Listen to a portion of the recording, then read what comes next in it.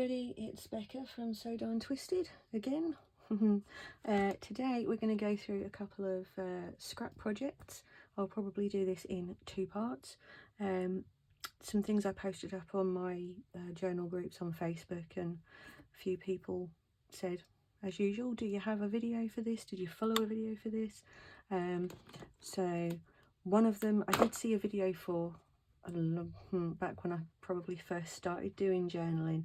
I didn't save it because I was stupid, but I kind of remembered roughly what happened. So if any of you know who did do the original video, please feel free to say, because I don't know if it was that particular person's original idea or not. But anyway, so the one in question is these cute little book plates. I don't know if you can see that. Oh, just drop it, that's fine. But yeah, these are really great. You can put on words that you've cut out on there, or stamp them on, or whatever you want to do. And I made a handful of these the other day because I was completely sofa bound, so I thought, let's make some good use of the time. So, but all of these are just made using scraps. And the second thing that I did was these little embellishments that are quite cute. Again, just using up scraps and just decorated in lots of different ways, really. You can use whatever you have and do whatever you like with them.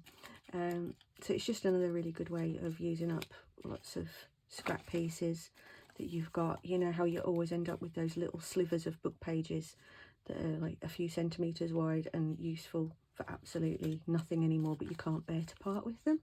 That's the kind of thing that these come in really useful for. So yeah, so we're going to go through these and I'll show you how I did them. Okay, so first off we'll make something like this little one here. Now, supplies for these are scraps, including book paper scraps.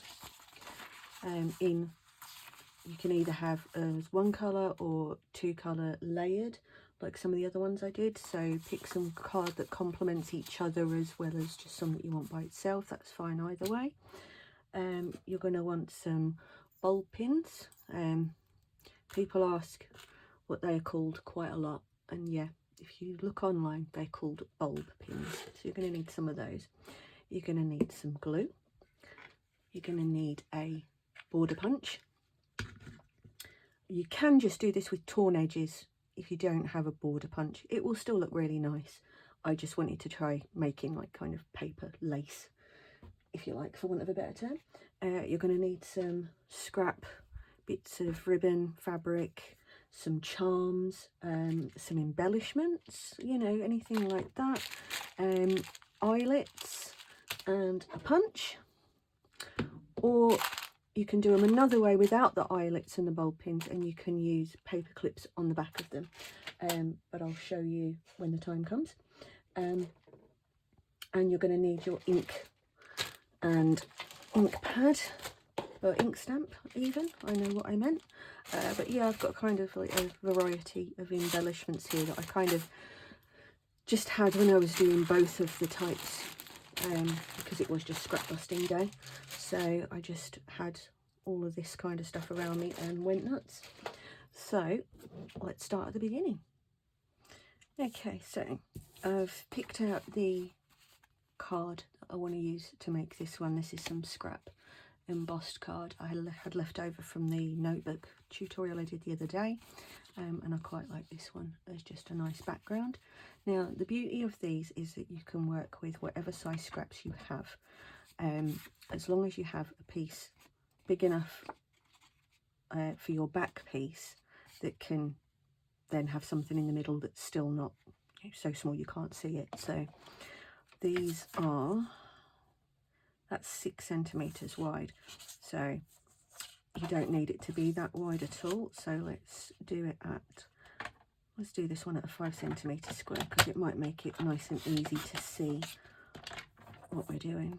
And again, they don't have to be square either, but it's just me, my brain says square.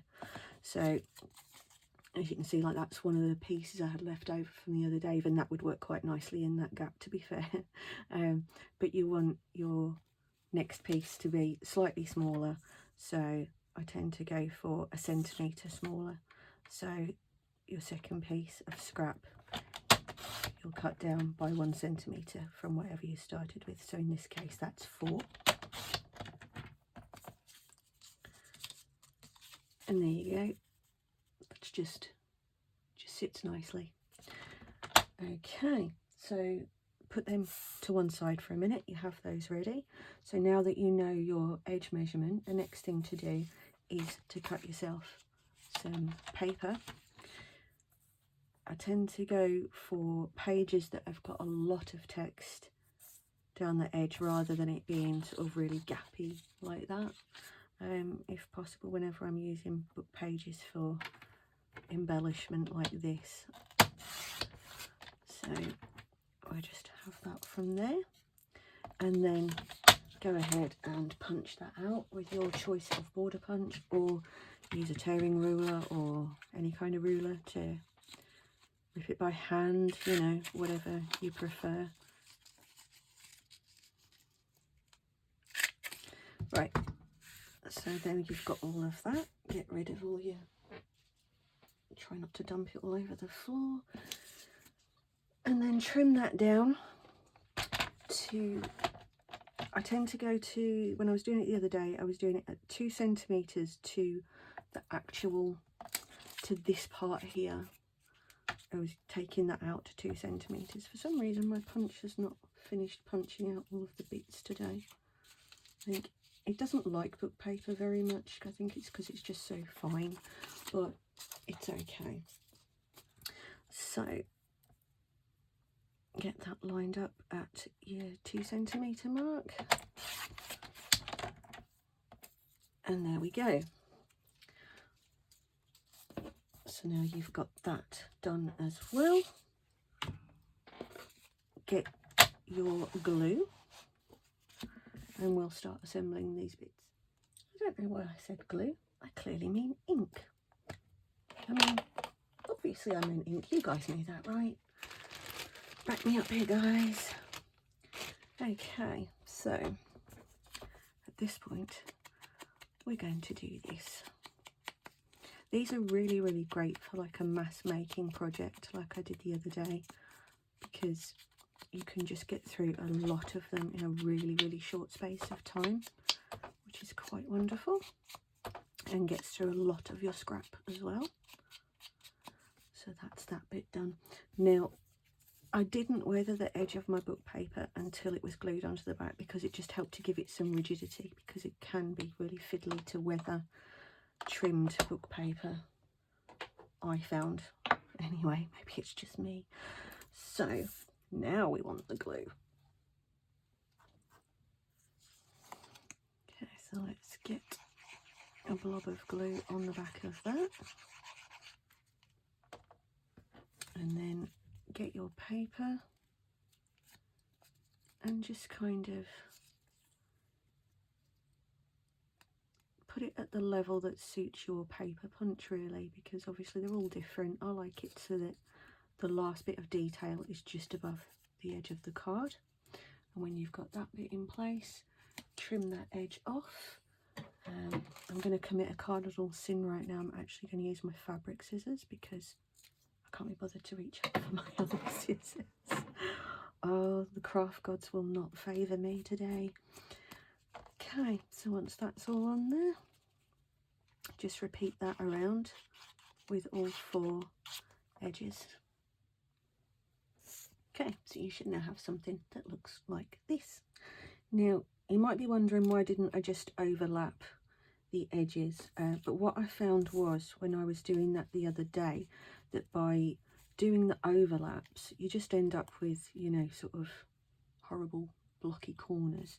So what I did instead was I cut out kind of just little V shapes like that, and then just glued those in behind, and that's a much more pleasing edge than having a corner. It's a little bit more fiddly, a little bit more time consuming, but I think you get a better result from it. So yeah, just cut them out into that kind of shape and then just plonk them in the corners.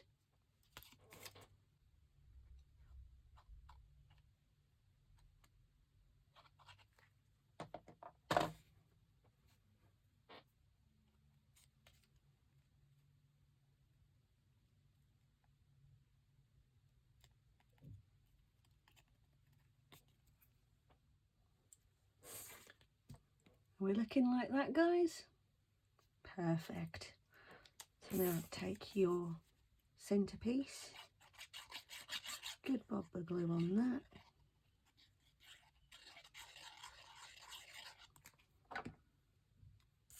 and then just pop that in the middle.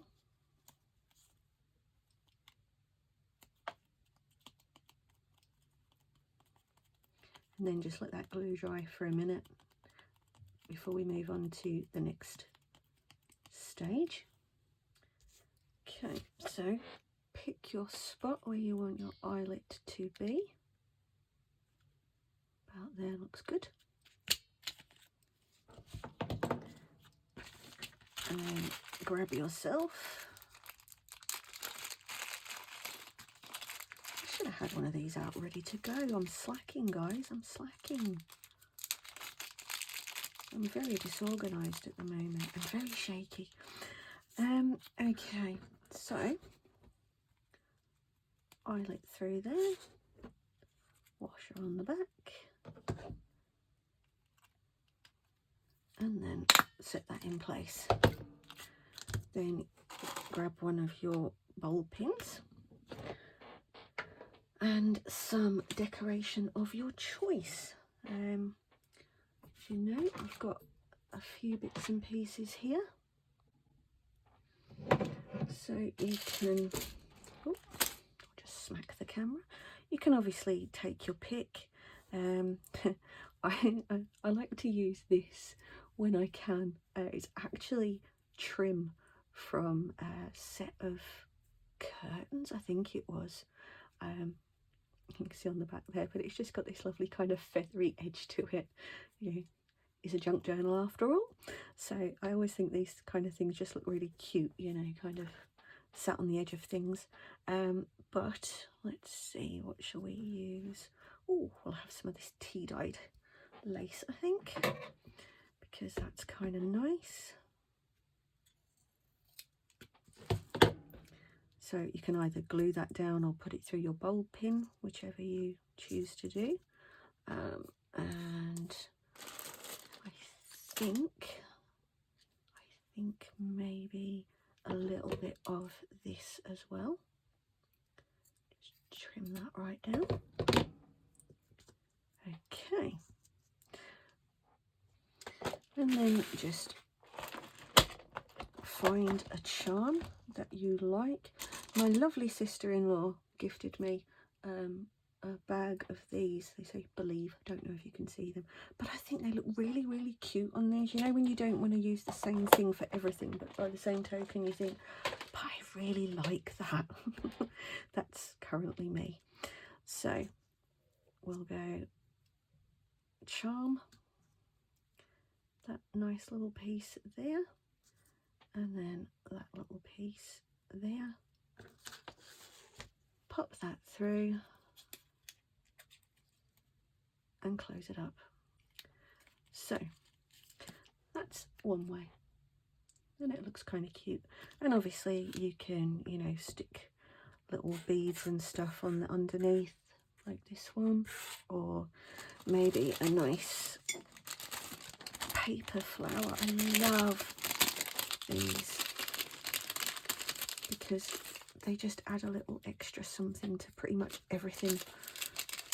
But again, you have to be really careful not to just be overusing the same things all the time. But when you like them, it's really difficult not to. So let's just plonk one of them under there in the middle like that. And then these can just sit over the top. Okay, so if you want to do it like that, that's it, it's done, fabulous. But if you want to not do an eyelet and you want to affix a paper clip, grab a little piece of your scrap offcut. Got a little bit there that will do the job quite nicely. Get your paper clip. I don't know where mine went, but what you're going to do is feed that down the middle. Yeah, get that about central, and then put some glue around the paper clip. If you can ever get the glue, that is. I feel like this is the crafter's worst thing, isn't it? Glue, and when it doesn't want to come out. So you're going to want a fair bit of glue on this to make sure that it doesn't shift as you take it on or off of a page, or if somebody else has it and decides they want to mess with it a lot. And then you can literally just pop that on the back like that. And then that can just slide onto a piece of your journal page and will stay quite nicely. So yeah, that's your options for that one. I hope that that has been really easy for you to follow, and I hope it gives you a lot of inspiration of ways to use up your scraps. And in part 2 of the video, I'll be showing you how to make these little book plates. Take care, guys.